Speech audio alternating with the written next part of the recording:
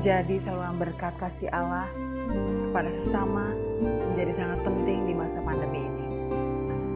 Seperti pada 2 Korintus 8 ayat 12 sampai 13. Sebab jika kamu rela untuk memberi, maka pemberianmu itu akan diterima. Kalau pemberianmu itu berdasarkan apa yang ada padamu, bukan berdasarkan apa yang tidak ada padamu. Sebab kamu dibebani, bukanlah supaya orang-orang lain mendapat keringanan, tetapi supaya ada keseimbangan.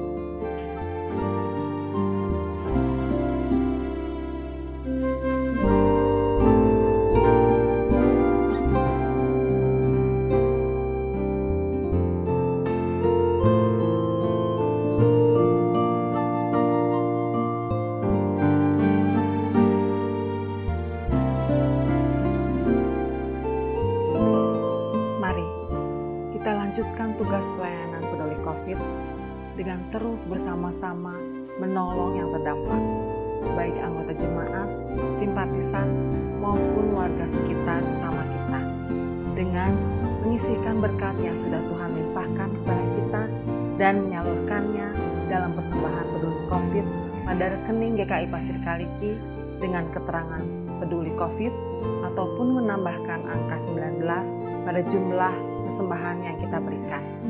Kiranya Tuhan memimpin dan memakai kita menjadi saluran berkat untuk sesama kita.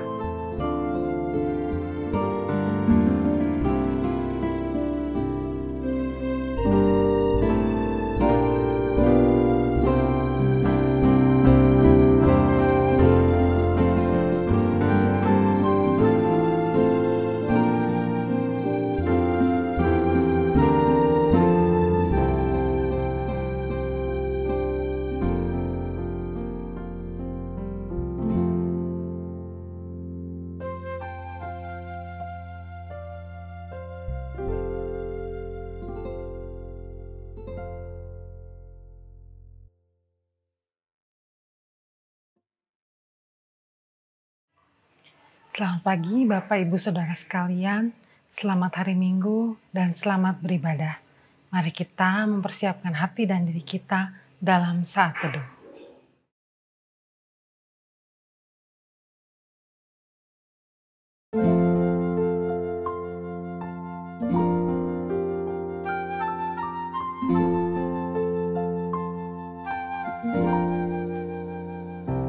Pada Tuhanlah ku angkat jiwaku, ku percaya padamu. Pada Tuhanlah ku angkat jiwaku, ku percaya padamu. Janganlah musuh-musuhku bergembira atasku, dan janganlah sampai dipermalukan orang yang menantimu. Beritahukan jalanmu, tunjukkanlah dan bawalah ku berjalan dalam kebenaran-Mu. Allah yang selamatkanku, pada Tuhanlah ku angkat jiwaku, ku percaya padamu. Ingat segala rahmat-Mu, kasih setia-Mu Tuhan, karena sudah ada semuanya sejak pada mulanya. Dosaku di masa muda jangan Kau ingat ya Tuhan, tapi pandanglah ku dalam kasih-Mu, karena Kau sungguh baik. Pada Tuhanlah ku angkat jiwaku, ku percaya padamu. Ya Tuhan baik dan benar, Dia tunjukkan jalan bagi yang tersesat dan rendah hati, yang sesuai hukum-Nya. Pada Tuhanlah ku angkat jiwaku, ku percaya padamu.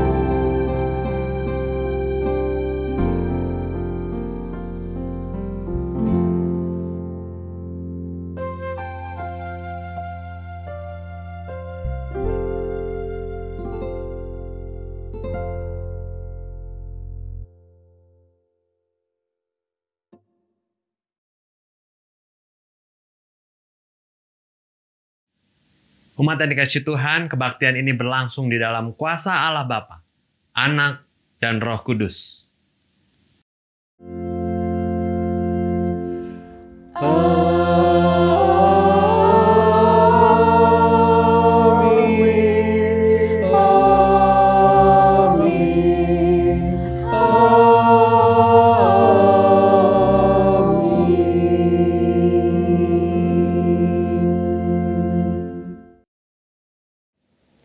Damai Tuhan menyertai saudara semua. Dan beserta saudara juga. Tema kebaktian kita pada hari ini adalah mentalitas menyalahkan. Menyalahkan menjadi kecenderungan dari manusia sejak manusia jatuh ke dalam dosa.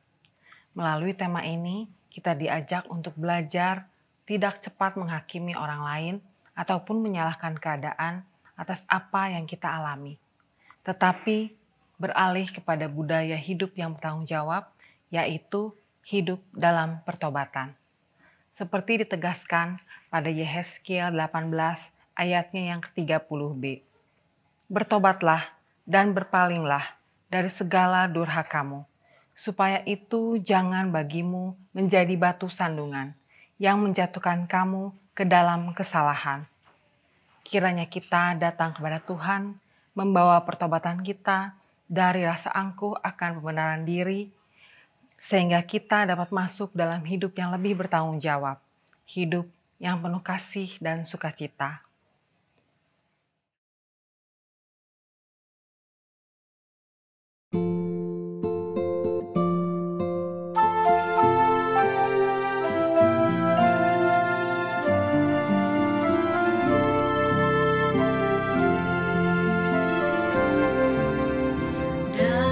Dari hidupku yang berjalan, Yesus Tuhan, ku datanglah.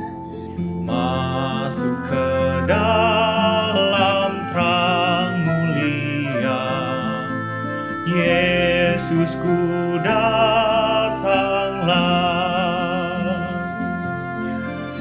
Dari gelombang bah menderu, masuk ke dalam kasih teduh, Dan ku tinggalkan susah keluh. Yesusku datanglah.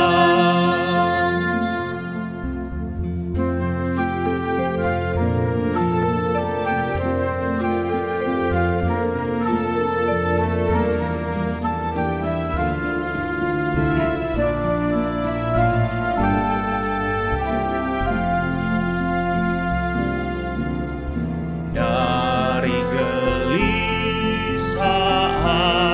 sesat, Yesus Tuhanku datanglah. masuk ke dalam naungan berkat, Yesusku datanglah.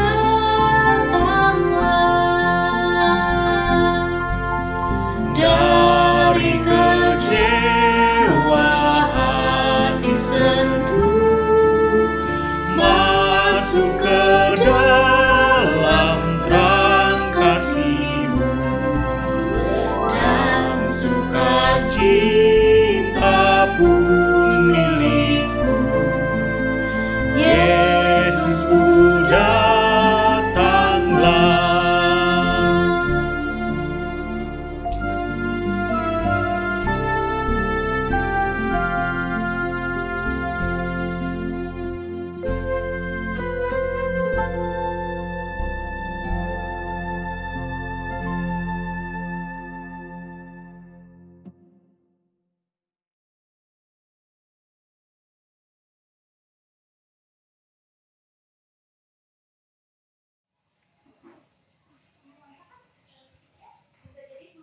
Mari kita menaikkan doa pengakuan dosa bersama-sama.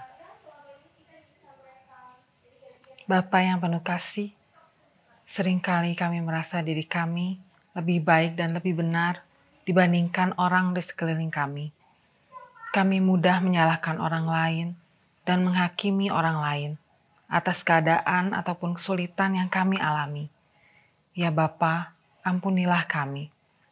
Ajarlah kami selalu meneladani Tuhan yang lebih dulu mengasihi dan mengampuni kami. Kami rindu untuk berubah melalui pertobatan kami. Kiranya Roh Kudus memampukan kami menjalani hidup yang lebih bertanggung jawab untuk terus menyatakan panggilan untuk berkarya bagi Tuhan. Amin.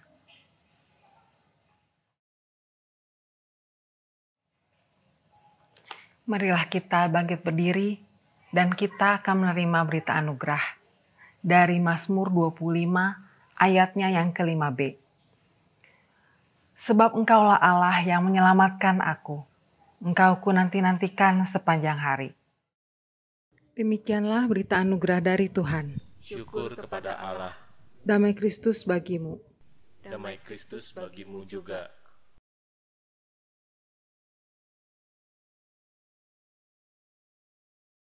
Umat yang dikasih Tuhan, mari kita satu di dalam doa. Ya Allah, kami bersyukur atas penyertaan Tuhan. Saat ini kami ingin menikmati firman Tuhan. Bimbing kami yang terbatas ini dengan kuasa Roh Kudus-Mu, agar bisa memberi kami hikmat, pengertian, tapi juga sukacita untuk melakukan apa yang kami dengar hari ini. Di dalam Kristus, bersabdalah kami siap untuk mendengar. Amin. Saudara-saudara, inilah Injil Yesus Kristus menurut Matius 21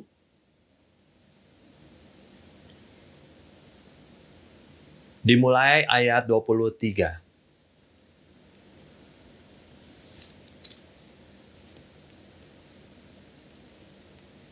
Lalu Yesus masuk ke bait Allah dan ketika ia mengajar di situ, datanglah imam-imam kepala serta tua-tua bangsa Yahudi kepadanya dan bertanya, "Dengan kuasa manakah engkau melakukan hal-hal itu? Dan siapakah yang memberikan kuasa itu kepadamu?" Jawab Yesus kepada mereka, "Aku juga akan mengajukan satu pertanyaan kepadamu dan jikalau kamu memberi jawabnya kepadaku, aku akan mengatakan juga kepadamu dengan kuasa manakah aku melakukan hal-hal itu.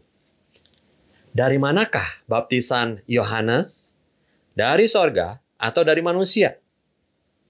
Mereka memperbincangkannya di antara mereka dan berkata, "Jikalau kita katakan dari sorga, ia akan berkata kepada kita, 'Kalau begitu, mengapakah kamu tidak percaya kepadanya?'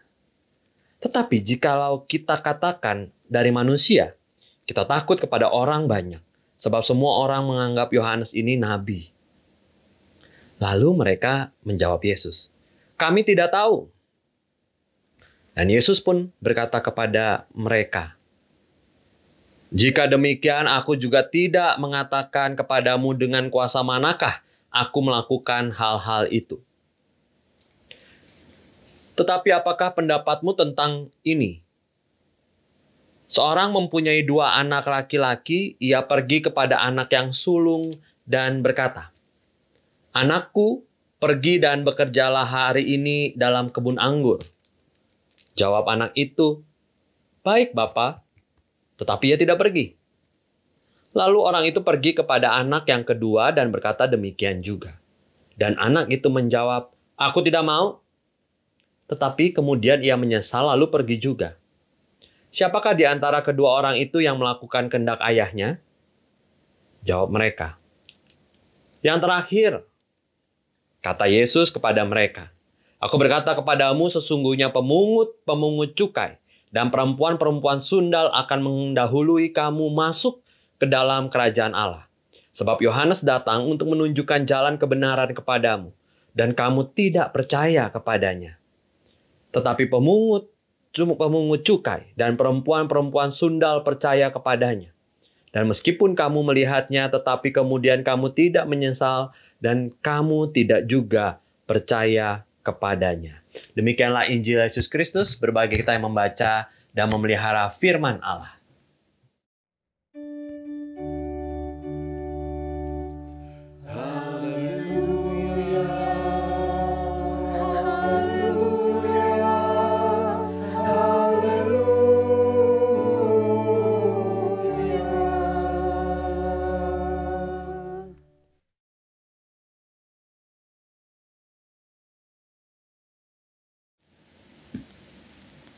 Halo umat yang dikasih Tuhan, semoga saudara semua dalam keadaan yang sehat, dan walaupun dalam segala keterbatasan kita dimanapun kita berada, selalu kita bersuka cita. Sebab itulah obat yang manjur, yang menyukakan kita, bahkan ketika kita menghadapi pandemi ini.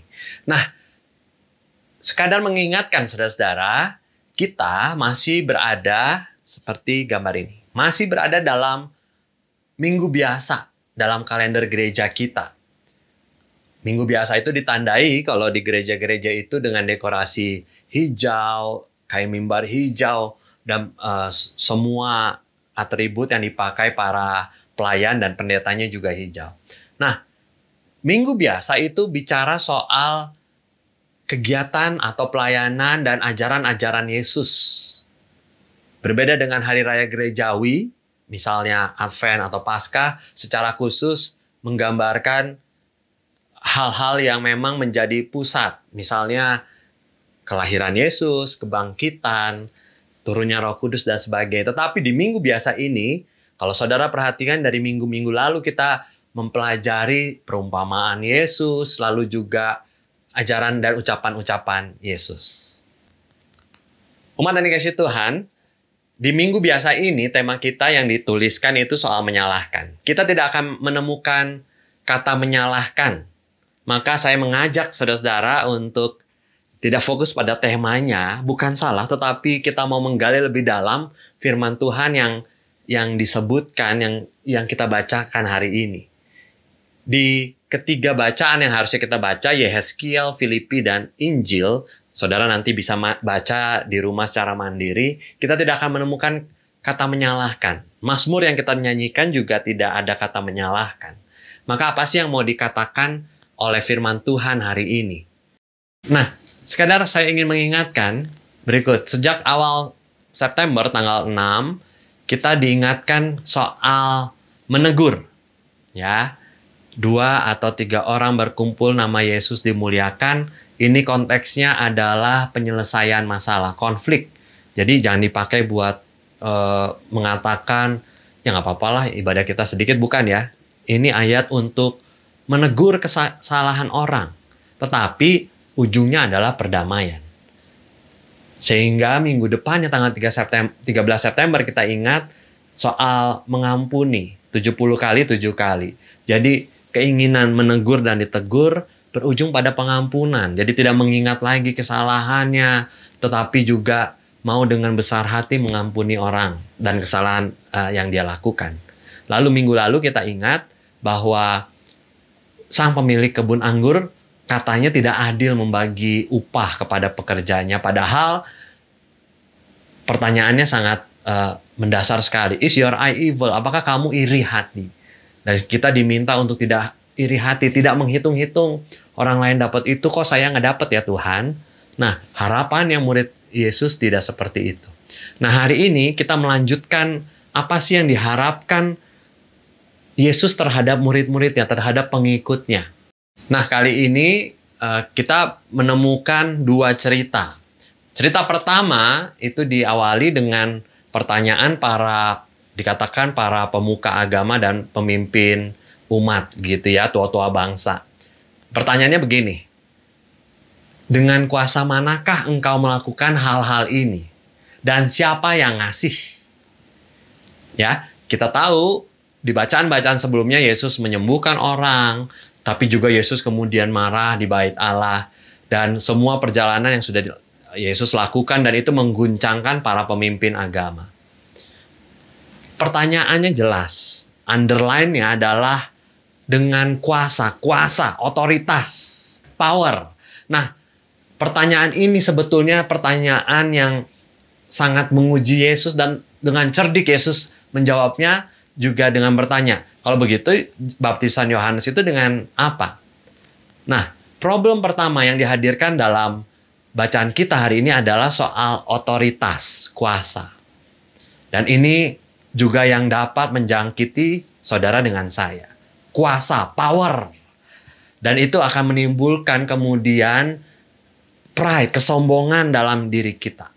Saudara, misalnya begini, power itu kan biasanya didapat karena apa? Karena dia pendidikannya tinggi, karena jabatan, karena dia diteguhkan, dilantik, disumpah, dan sebagainya. Maka sang pemuka agama yang berkumpul saat itu mengatakan, nih Yesus kok bisa berani-beraninya melakukan ini? Lalu dia bertanya, itu kan sebenarnya dengan bertanya, kamu itu siapa sih? Kamu anaknya siapa? Siapa yang memberikan kamu kekuatan bisa kayak begitu? Dan itu sering terjadi dalam kehidupan kita, bukan? Ketika saudara dengan saya menanyakan, emang dia siapa ngomong begitu ya? Emang dia bisa? Dia ngerti? Bahkan dalam kehidupan beriman kita. Kalau misalnya pendeta saja misalnya, kalau wah ini calon pendeta, pasti khotbahnya masih kurang lah begitu ya. Lalu ini pendeta muda misalnya, pasti ya khotbahnya tidak sebaik pendeta-pendeta yang senior. Atau pendeta pasti lebih oke yang emeritus. Dan itu bisa terjadi dengan siapapun. Ya. Lalu kita mengatakan, dia orang mana sih berani-beraninya ngomong kayak gitu? Emang dia sekolahnya apa? Dan ini menjadi bahaya sekali, saudara-saudara, ketika hidup beriman saudara dengan saya. Kehidupan sehari-hari kita mempersoalkan power, kuasa. Dan ini yang kemudian sering menimbulkan keributan. Kenapa? Karena pemuka agama bertanya kepada Yesus itu karena mereka terancam posisinya. Ketika semua orang beralih mendengarkan Yesus daripada mereka. Sehingga kesannya powernya mereka kok jadi kurang gara-gara ada power lain yang dimiliki oleh Yesus. Dan ini kan bicara soal, wah ini saingan saya nih. Kok berani-beraninya muncul di tengah-tengah orang dan kemudian menjadi populer. Otoritas, kesombongan, pride itu menjadi salah satu dosa yang mematikan, mirip minggu lalu, dosa iri hati. Dan Yesus dengan cerdik tidak menjawab. Ya dia hanya bertanya, dengan kuasa apakah Yohanes Pembaptis itu memberikan baptisan? Dan semua pemuka agama yang bertanya pada Yesus tidak bisa menjawab. Dan ini yang mau saya ingatkan. Hati-hati kalau berbicara soal power. Karena itu akan menimbulkan pride. Dan kalau saudara dengan saya hanya mempersoalkan kuasa, maka sebetulnya mungkin kehidupan beriman kita tidak seperti Yesus yang tidak pernah membicarakan soal otoritas. Karena Yesus tidak mengatakan, ini loh kuasa saya. Dia sekadar melakukan apa yang harus dia lakukan sebagai anak Allah. Yang kedua, saudara-saudara, bicara soal perumpamaan dua anak. Dikatakan masih soal kebun begitu ya, kebun anggur. Sang bapak bilang ke anak yang pertama yang sulung, kamu kerjain ya kebun anggur gitu ya. Dengan anak sulung itu mengatakan, ya bapak saya mau mengerjakan. Tapi diem aja. Anak yang kedua disuruh, kamu juga kerja ya? Nggak mau. Dan dikatakan di sana, anak itu menyesal lalu mengerjakan. Saudara-saudara yang udah punya anak nih, kalau misalnya nyuruh anaknya, kamu pergi beli apa begitu ya? Oke, kan kadang-kadang ada anak gitu, tapi terus dia nggak pergi-pergi beli barang apa begitu ya, saudara nyuruh beli. Buruan ini papa butuh, kamu beliin sana. Oke, tapi nggak beli-beli. Kan saudara biasanya kesel ya. Atau ada juga anak yang nggak mau apa, malas gitu ya. Tapi diam-diam dia pergi dan tiba-tiba barang yang saudara mau itu sudah ada. Saudara kan sebetulnya marah di awal, kamu papa suruh kamu nggak mau. Tapi tiba-tiba barangnya ada. Ini kan perumpamaan yang sederhana sekali. Ada orang yang cepat mengatakan, ya Tuhan, oke Tuhan, ini saya Tuhan, tapi dia nggak ngapa-ngapain, dia diem aja. Tapi ada juga orang lain yang menolak di awal, nggak mau, nggak setuju, nggak mau. Ya. Tapi kemudian dikatakan menyesal dan melakukan. Nah, mending yang mana ya saudara-saudara? Kalau ada pilihan ketiga sih saya mau mengatakan, orang yang mengatakan ya lalu melakukan. Tetapi kan dalam cerita ini hanya ada dua contoh. Yang satu ya tapi nggak melakukan, diam aja. Yang satu lagi enggak tapi menyesal dan kemudian melakukan. Nah, kalau dikatakan mana yang lebih penting dan mana yang sebetulnya menjadi pelaku kehendak bapaknya, ya tentu anak yang kedua. Yang walaupun di awal menjawab tidak, tapi dia kemudian menyesal dan melakukan. Dan ini mirip apa yang dikatakan di Yeskiel. Dalam kitab Yeskiel yang menjadi bagian dalam leksionari kita, dikatakan gini, kalau ada orang benar, tapi kemudian dia jadi menyimpang, berbalik dari kebenarannya, ya dia akan mati terhadap kecurangannya. Tapi kalau ada orang fasik, lalu dia menyesal, ya dia dapat bertahan hidup karena ada penyesalan. Maka tepatlah perumpamaan ini kemudian Yesus menutupnya dengan mengatakan, kalau begitu, pemungut cukai dan perempuan sundal akan mendahului kamu masuk kerajaan sorga. Ingat, yang digaris bawahi adalah mendahului. Artinya apa? Cap atau stigma bahwa latar belakang pemungut cukai dan perempuan sundal yang sering diremehkan, warga sekian, ya kelas paling rendah katakan begitu, tetapi justru akan mendahului kamu masuk kerajaan sorga. Dibandingkan kalau saat itu Yesus sedang bicara dengan para pemuka agama dan para murid, berarti dibandingkan mereka yang mendengarkan tapi tidak mau mengakui dan bahkan tidak mau berubah. Maka apa yang mau saya katakan dari dua cerita ini, saudara-saudara?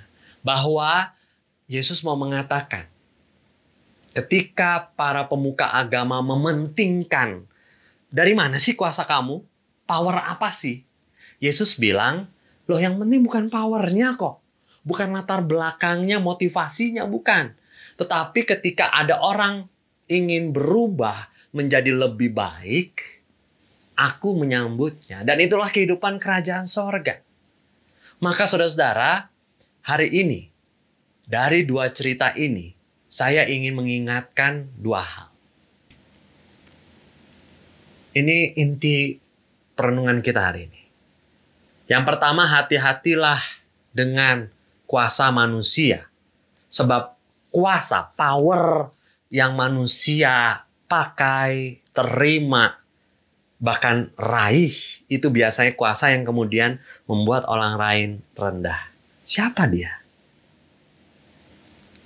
Apa dia dibanding saya? Itu perkataan yang sering muncul yang lahir dari power yang dia rasa dia lebih hebat dari orang, dan itu bukan kehidupan kerajaan sorga.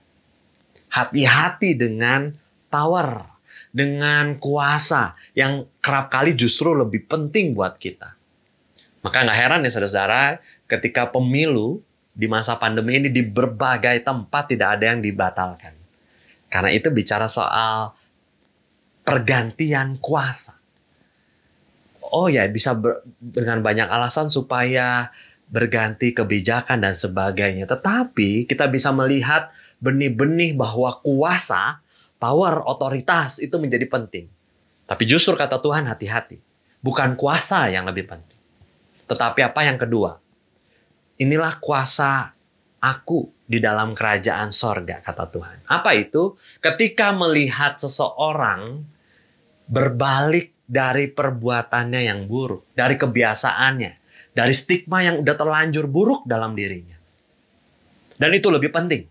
Orang yang kemudian mengatakan ya tapi tidak melakukan, ngapain? Kenapa saudara-saudara? Karena biasanya gara-gara power, gara-gara kuasa, kita lebih memandang rendah orang lain. Jadi orang lain itu kalau kita sering bandingkan, siapa dia? Ini kan saya. Emang dia apa pendidikannya? Emang dia siapa? Emang siapa yang nyuruh dia? Emang dia dari mana? Bahasa-bahasa yang sering terucap, bahkan dalam kehidupan beriman kita, hati-hati. Itu akan menjerumuskan kita pada dosa yang disebut dengan kesombongan. Pride. Otoritas itu membawa kita pada kesombongan. Sembari kita selalu membandingkan, kenapa ya? Kenapa dia begitu? Lalu timbul kecurigaan dan pikiran-pikiran yang jelek. Hati-hati. Kehidupan gerejawi itu bukan kehidupan yang selalu memakai kekuasaan dan mengutamakan kuasa. Saudara, itu tidak perlu jadi orang yang sangat aktif di gereja untuk disebut Kristen. Tetapi apa hal yang kedua?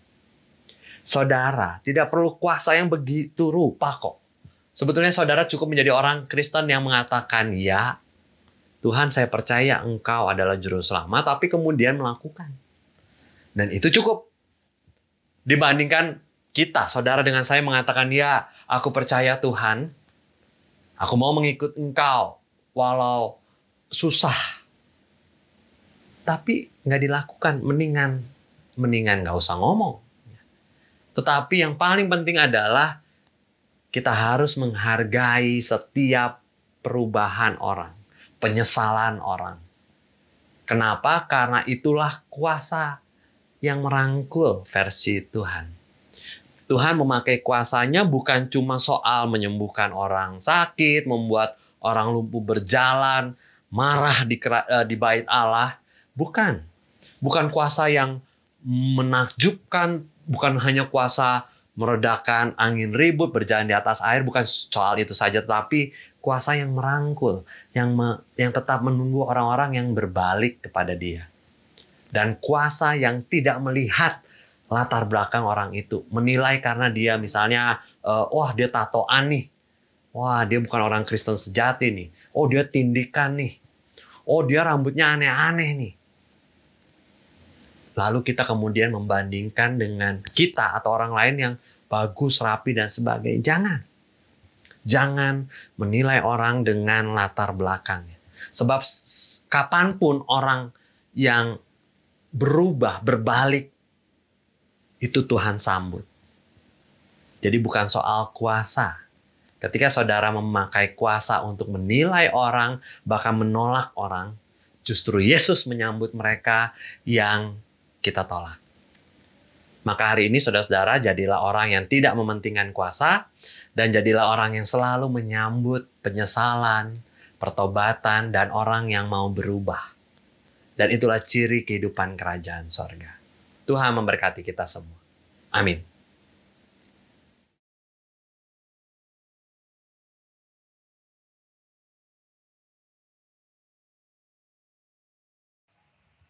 Marilah bersama umat Allah di masa lalu, masa kini, dan masa depan mengakui pengakuan iman kita berdasarkan pengakuan iman rasuli bersama-sama. Aku percaya kepada Allah, Bapa yang Maha Kuasa, Khalik langit dan bumi, dan kepada Yesus Kristus, Anak yang tunggal Tuhan kita, yang dikandung daripada Roh Kudus, lahir dari anak darah Maria, yang menderita sengsara di bawah pemerintahan Pontius Pilatus, disalibkan, mati dan kuburkan, turun ke dalam kerajaan maut. Pada hari yang ketiga, bangkit pula dari antara orang mati, naik surga, duduk sebelah kanan Allah, Bapa yang Maha Kuasa. Dan dari sana Ia akan datang untuk menghakimi orang yang hidup dan yang mati. Aku percaya kepada Roh Kudus, gereja yang kudus dan am, persekutuan orang-orang kudus, pengampunan dosa, kebangkitan orang mati, dan hidup yang kekal. Amin.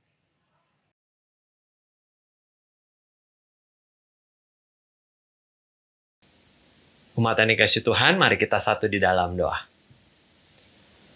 Ya Allah, kami bersyukur sebab Tuhan menyertai kami, menganugerahkan kami hidup. Tetapi Tuhan, kami masih terus berjuang untuk melawan pandemi ini. Tuhan, bimbinglah kami agar kami semakin sadar dan semakin serius menjaga kebiasaan baru kami. Hidup bersih, tetap waspada tetapi tidak mengurangi sukacita. Bimbinglah kami agar imun tubuh kami lahir dari kesetiaan kami menjaga protokol hidup yang sehat, tapi juga hati yang gembira, hati yang tidak takut berlebihan, tetapi hati yang tidak sembrono untuk hidup sembarangan. Sertai juga tim dokter, tim medis, perawat yang Engkau percayakan untuk menyembuhkan mereka, baik yang terkena COVID maupun penyakit lainnya. Oma, opa, dan anak-anak yang secara usia mereka tidak bisa beraktivitas dengan bebas. Tuhan, bimbinglah agar mereka tetap bahagia dan sukacita. Sekolah dan kuliah yang dilakukan dari rumah tetap dapat belajar berjalan dengan baik dan juga tidak menimbulkan stres. Termasuk bagi orang tua yang harus mengajarkan anak-anaknya di rumah. Mereka yang masih harus keluar rumah karena mencari uang, bekerja, dan bahkan harus bepergian, Tuhan jagalah. Agar setiap usaha mereka tentu mendatangkan berkat dan mereka tetap dalam perlindungan Tuhan. Tuhan, gereja-gereja di berbagai tempat masih ragu, masih juga takut untuk mengadakan kebaktian.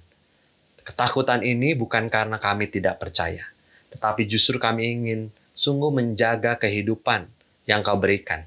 Tetapi sembari itu Tuhan, biarlah gereja dengan begitu kreatif dapat menyapa umatnya dan menguatkan melalui pertumbuhan iman yang dilakukan secara online, dilakukan melalui media-media yang disebar ke rumah apapun, agar spiritual umat tetap dapat terbangun. Tuhan, inilah doa dan permohonan kami. Jadikanlah kami orang-orang yang tidak mengutamakan kekuasaan, apalagi memakai power kami untuk merendahkan orang lain. Tetapi kami terus menjadi anak-anak yang setiap hari ingin berubah berbalik kepada kehendak Tuhan. Di dalam Kristus kami telah berdoa. Amin.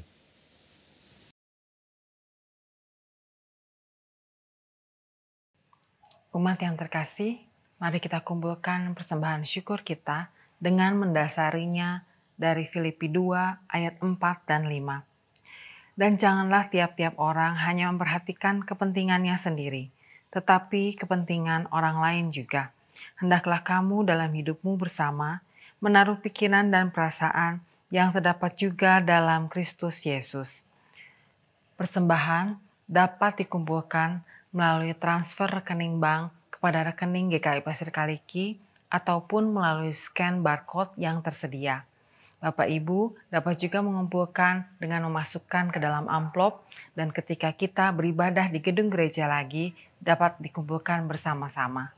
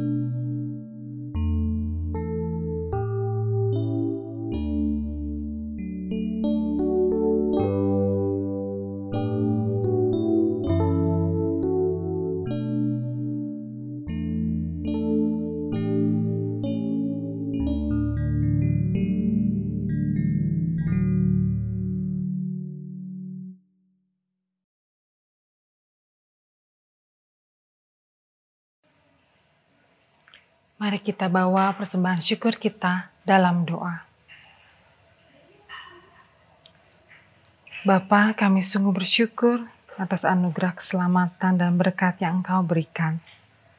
Pemeliharaan dan kasih Tuhan sungguh kami rasakan dalam kehidupan kami.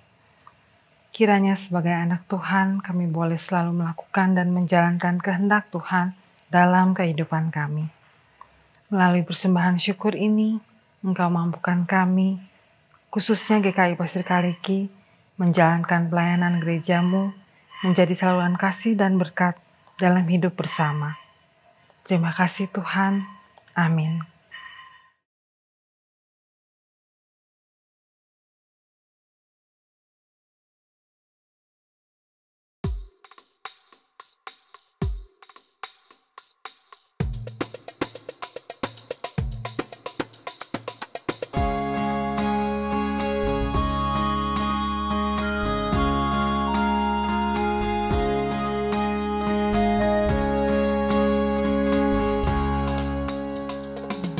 Tuhan tolonglah bangunkan iman, pulihkanlah kasih yang remuk. Tuhan tolonglah bangunkan iman, pulihkanlah kasih yang remuk. Ubahlah hatiku, jamahlah diriku, biar di tangan-Mu berbentuk. Tuhan tolonglah bangunkan iman, pulihkanlah kasih yang remuk.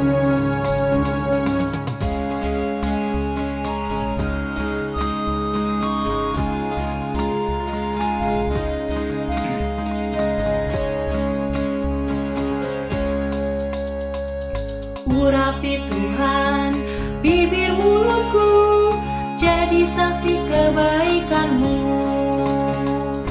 Urapi Tuhan bibir mulutku, jadi saksi kebaikan-Mu.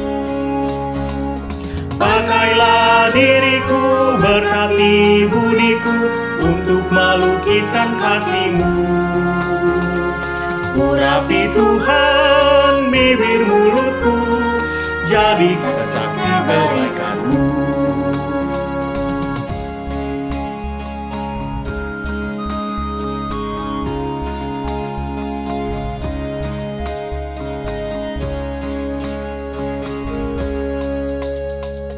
Ku ingin hidup, ku rindu kerja, makin giat dan makin tekun.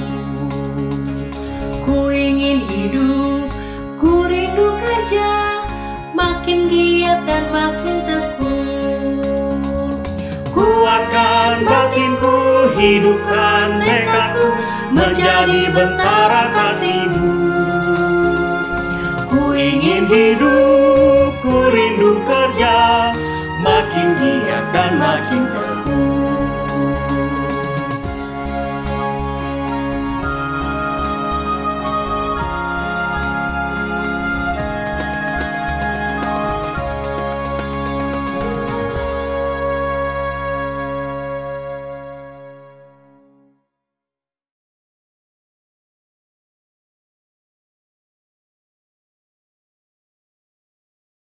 Umat yang dikasihi Tuhan, ibadah telah selesai, kini arahkanlah hatimu kepada Tuhan.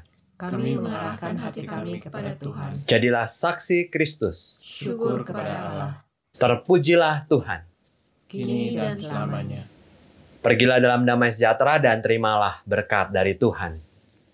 Anugerah Allah Bapa, cinta kasih Yesus Kristus, dan persekutuan dengan Roh Kudus menyertaimu, memberikanmu kuasa untuk merangkul setiap saudara, setiap orang di sekitarmu dengan penuh kasih dari sekarang sampai selama-lamanya. Amin.